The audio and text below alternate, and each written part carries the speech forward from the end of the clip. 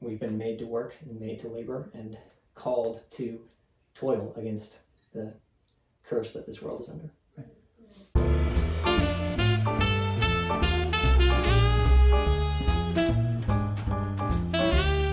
Alright, the question is, a lot of people view work as simply a means to an end. As the common slogan has it, they would admit that they are just working for the weekend. In the eyes of many, a good career is valuable insofar as it allows you to do one of two things: to spend money on things that are actually valuable, or to make a name for yourself and become recognized for your excellence in your craft. Is this how you view work? Is work simply a means to make money or to make a name for yourself? If not, what is the value of work in your eyes?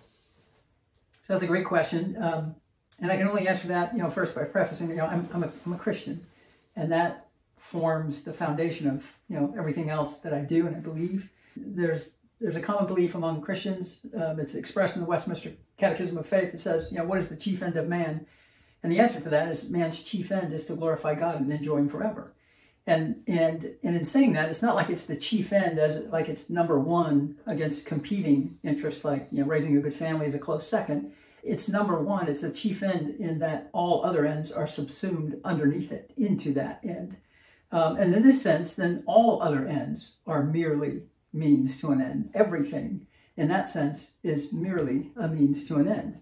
But in another sense, everything we can do, nothing we can do can be described as merely, so long as it serves that chief end. As it's oriented to the chief end properly, then nothing is merely an end. And for this reason, we do everything unto the Lord. And work in particular is given that honor in Scripture. The Scriptures are rife with information about the meaning that God has invested in work. There's dignity, in work. In Proverbs it says, "Do you see a man who excels in his work?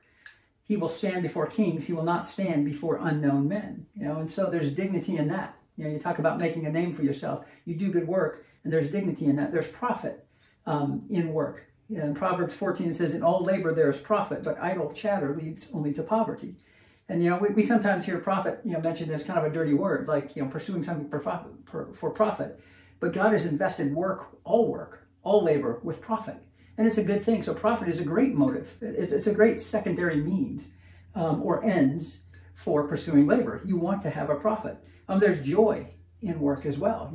Doing work well can bring you joy. It says, "Blessed is everyone who fears the Lord, who walks in His ways. When you eat the labor of your hands, you will be happy, and it shall be well with you." And so God has invested work with joy. When you work hard and you're able to provide for yourself or for your family, that brings joy when you eat the labor of that. So work is invested with all manner of meaning, and in one sense, certainly it's a means to the chief end, but in another sense, as an end of itself, as long as it's properly oriented to that chief end, it's a glorious thing to undertake. Can you relate that to mortgage then? And just, would you say that you love your job? I enjoy my job quite a bit. It's like every job, it's got stresses, and it's got good days and bad days, but I've been in mortgage for 26 years now, and I'm just incredibly blessed. And that hasn't always been the case. I'm thankful for the work I did before mortgage, but I never really loved it. And I'm really grateful for the day that that God brought me into this industry, and I really enjoy it. In the long haul, I've enjoyed it quite a bit. So, two things from what you said about work struck me. The first being the goodness of profit and profit seeking, and seeking profit just in and of itself is not a bad thing. And the Bible, like you said, talks about it promises blessing to those who walk in obedience, and the Bible is full of biblical business principles. Pursuing wealth is a good thing, and also it's possible to be self-interested and not. It's important to distinguish between self-interest and selfishness, because that's the key for this greedy capitalism that people actually do accuse capitalism of. You can be self-interested and still working for the good of others, and that's what everybody that's walking in obedience and working hard, that's what they're doing. Is they have their own self-interest. They have to provide for themselves. They have to provide for their family, and they would like to get promoted, and they would like to do a good job, but they're also benefiting others around them. They're serving them with whatever their product or service is. They're serving their customer base. The second thing I thought about was just because it's the concept of work. Work was around before Adam sinned.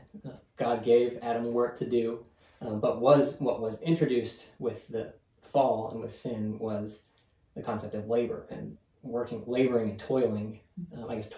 Toiling against the earth, and that was what was introduced after Adam sinned. And so, just because nobody loves every single part of their job, or is just on an emotional high all the time about every single part of their job, or anything for that matter, a meal, any relationships, like we are human, and so nobody's just at their max emotional high all the time with everything. And so just because you can love your job doesn't mean that it's not hard. It should be hard. God promised that when Adam sinned. And as Christians, we can't separate our work from our faith. So that is why we are talking about Adam and Eve in the fall. I would say I love my job as well. It doesn't mean I love every part of it, but I love the process, and we've been made to work and made to labor and called to toil against the curse that this world is under.